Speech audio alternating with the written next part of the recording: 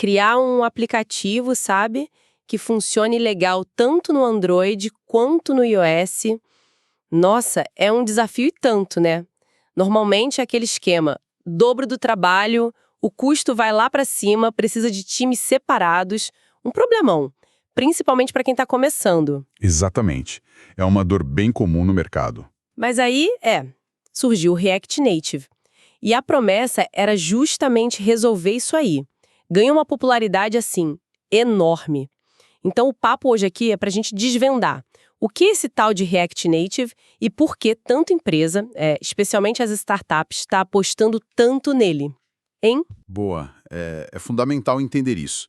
O React Native basicamente é o que a gente chama de framework. Pensa num conjunto de ferramentas, de padrões, sabe? Ele é baseado numa linguagem super popular, o JavaScript, que muito desenvolvedor web já conhece. Foi o pessoal do Facebook, que agora é Meta, né? Que criou lá por 2015, e a grande sacada é essa: você escreve o código uma vez só e ele roda tanto no Android quanto no iOS. Essa é a ideia central. E como ele faz isso? Porque tem umas outras tecnologias que parecem mais um site dentro do app, né? Fica meio estranho. Isso, esse é o pulo do gato do React Native. Ele não é tipo um site encapsulado. Ele usa os tijolinhos de interface, os componentes, que são nativos de cada sistema operacional. O botão, a lista, a navegação, tudo usa o componente padrão do Android ou do iOS. O resultado é um app que parece e se comporta de forma muito, muito parecida com um aplicativo feito do zero para aquela plataforma. Ah, entendi. A sensação para quem usa é mais natural, então. Bem mais natural, exatamente. Peraí, você falou em usar o mesmo código. Mas quanto código dá para reaproveitar mesmo, assim, na prática? Já ouvi uns números bem impressionantes. Sim, os números podem ser bem altos mesmo. Olha, em muitos projetos, essa reutilização fica ali entre 90%, às vezes até bem perto de 100%, dependendo do caso. 90 a 100%?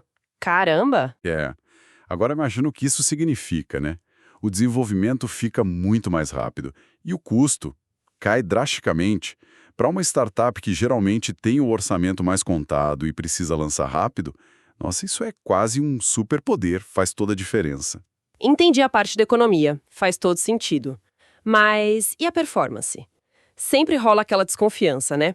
Se esses apps feitos assim multiplataforma são tão rápidos quanto os nativos.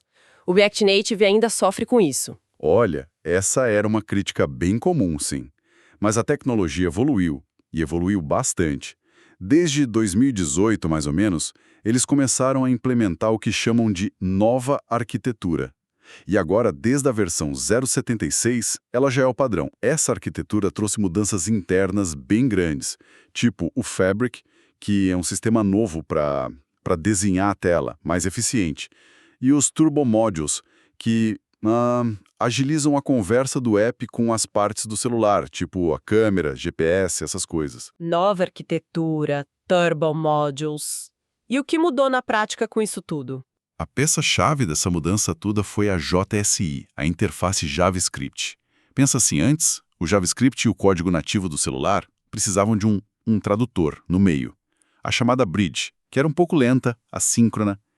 Com a JSI, é como se eles passassem a falar a mesma língua, direto, sem intermediário lento. Isso, nossa, destravou muita performance. Permitiu, por exemplo, processar dados mais pesados quase em tempo real, tipo imagem da câmera direto no app. E também abriu a porta para usar recursos mais modernos do próprio React, como a tal da renderização concorrente. Renderização concorrente, o que é isso na prática para o usuário? Na prática, deixa o aplicativo mais responsivo.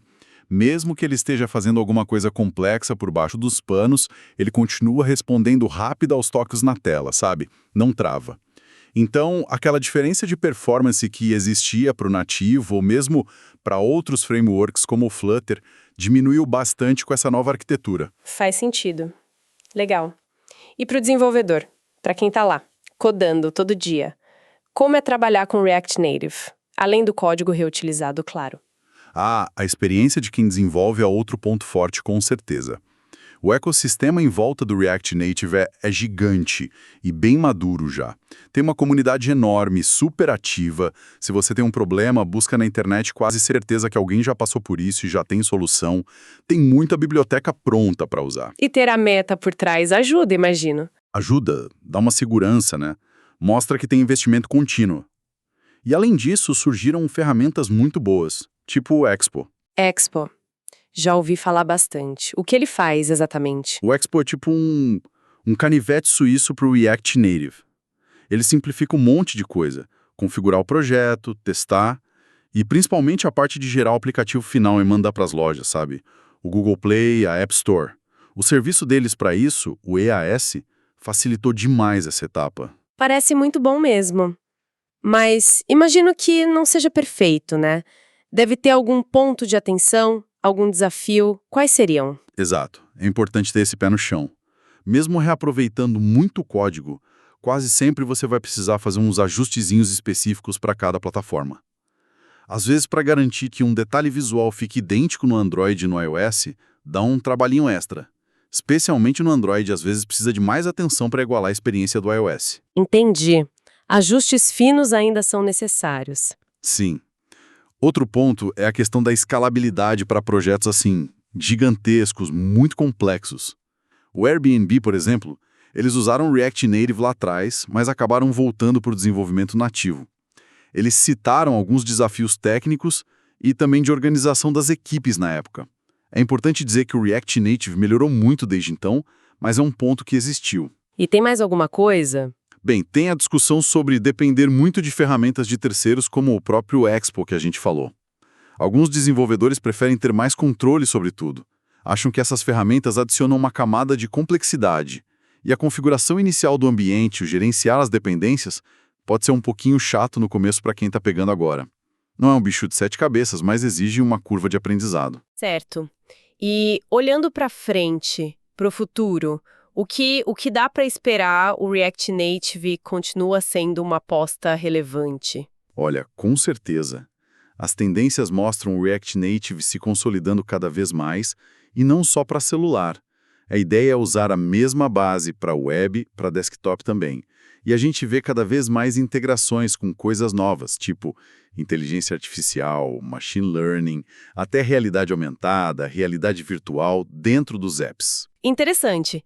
E aqueles super apps, aqueles que fazem de tudo um pouco? Exato. Essa onda dos super apps também favorece frameworks flexíveis como React Native, que permitem construir funcionalidades bem diversas dentro de um app só. Resumindo tudo, né?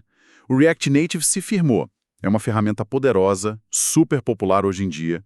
Ele oferece um equilíbrio muito bom entre velocidade de desenvolvimento, custo e uma experiência para o usuário final que chega bem perto da nativa. E ele continua evoluindo, né? Tanto pela tecnologia em si, com a nova arquitetura e tudo mais, quanto pela força da comunidade que é gigantesca e não para de criar coisas novas. Sem dúvida nenhuma. Continua sendo uma peça super importante no cenário de desenvolvimento mobile atual. Mas fica aí uma reflexão pra gente, né? Com essa busca toda por unificar as plataformas, por escrever uma vez e rodar em todo lugar, será que no futuro essa distinção que a gente faz hoje entre app nativo e multiplataforma vai fazer cada vez menos sentido para quem usa o app no final das contas? Fica a pergunta no ar. Deixe suas dúvidas nos comentários.